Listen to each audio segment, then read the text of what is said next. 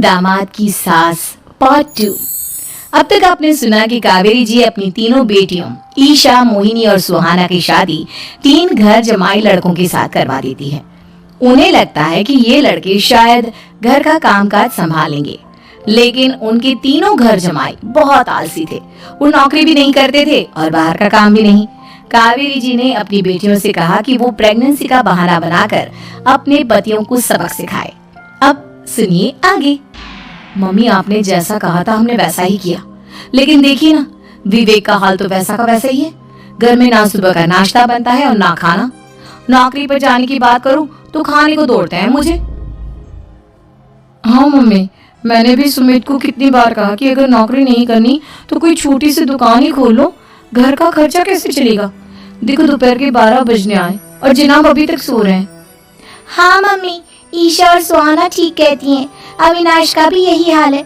जब मैंने अपनी प्रेगनेंसी के बारे में कहा तो मुझसे कहने लगा, अरे दूसरी लड़कियां तो 9 महीने तक नौकरी करती है, बस डिलीवरी के टाइम छुट्टी लेती है। मोहिनी, तुम भी नौकरी करो।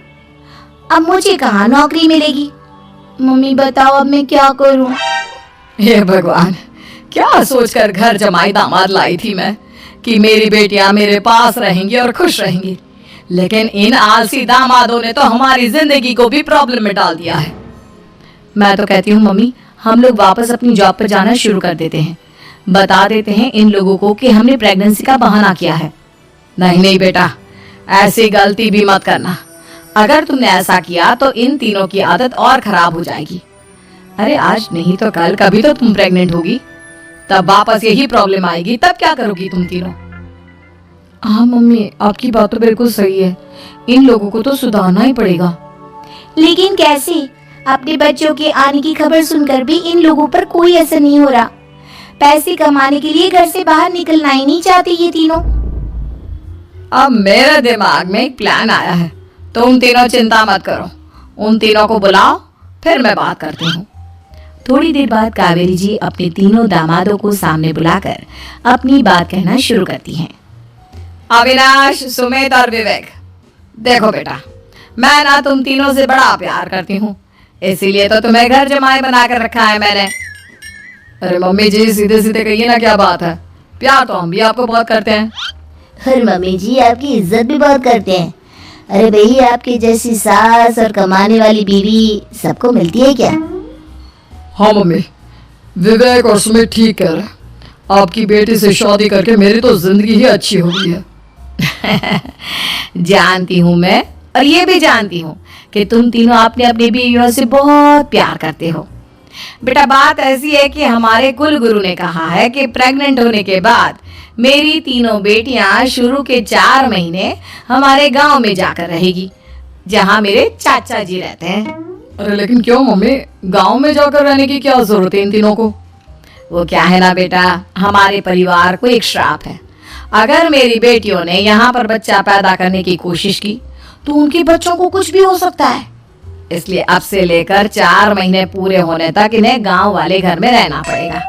हाँ तो इसमें प्रॉब्लम क्या है मम्मी जी? हम भी वहाँ जाकर रहेंगे, पिकनिक बनाएंगे। अरे भाई, बीवी जहाँ हम भी वहाँ। हाँ यार, आइडिया तो बहुत अच्छा है।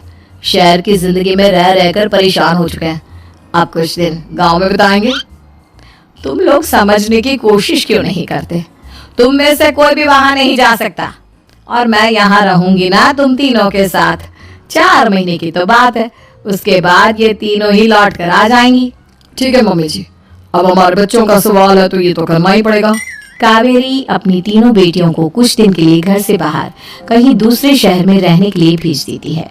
कुछ दिनों के बाद, अरे मम्मी जी, बहुत दिन से पिज्जा नहीं खाया, मंगवाइए ना। क्या बताऊं बेटा, पहले तो बेटियां खर्चा दे देती थी क्योंकि उनकी नौकरी थी, लेकिन अब तो मेरे पास पैसे ही नहीं बचे। थोड़े बहुत पैसे हैं जो बच्चों की डिलीवरी में काम आएंगे। लेकिन मम्मी जी, आपकी बेटियों को वापस आने में तो अभी बहुत वक्त बाकी है। वही सोच सोच कर परेशान हो रही हूँ। सोच रही हूँ कल से दूध भी बंद करवा देती हूँ। अब दूध वाले को देने के लिए पैसे भी तो नहीं है ना। अरे नहीं मम्मी जी, अगर दूध भी बंद करवा दोगी तो मुझे चाय कहाँ से मिलेगी? और चाय के बिना मैं तो मर ही जाऊंगा। क्या करूं बेटा, इसके अलावा हमारे पास कोई ऑप्शन नहीं है।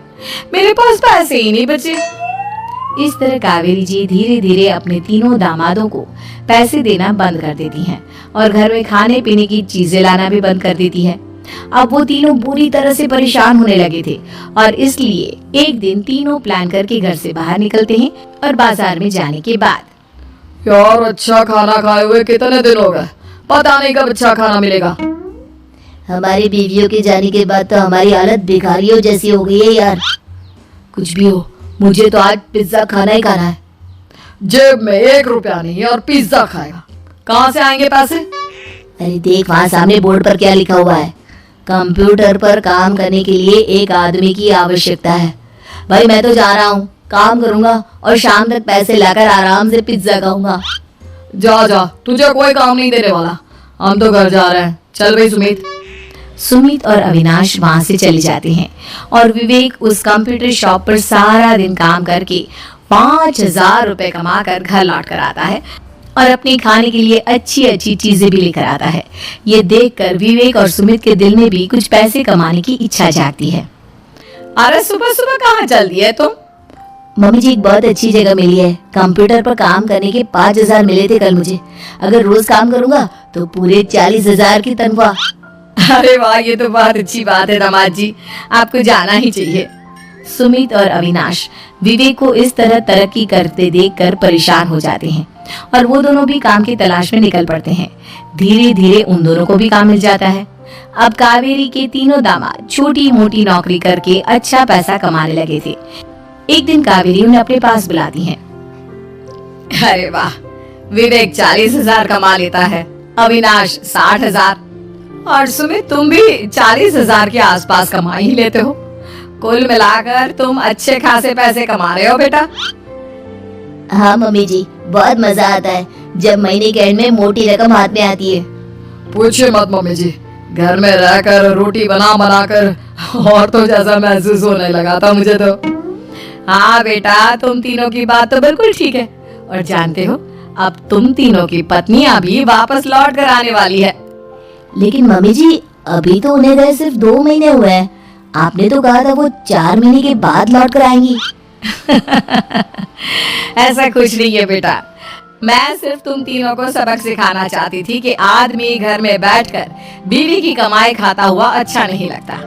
इस दुनिया में हर इंसान को मेहनत करनी चाहिए, काम करना चाहिए, चाहे वो औरत हो या आदमी, ताकि अपने परिवार को संभाल सके।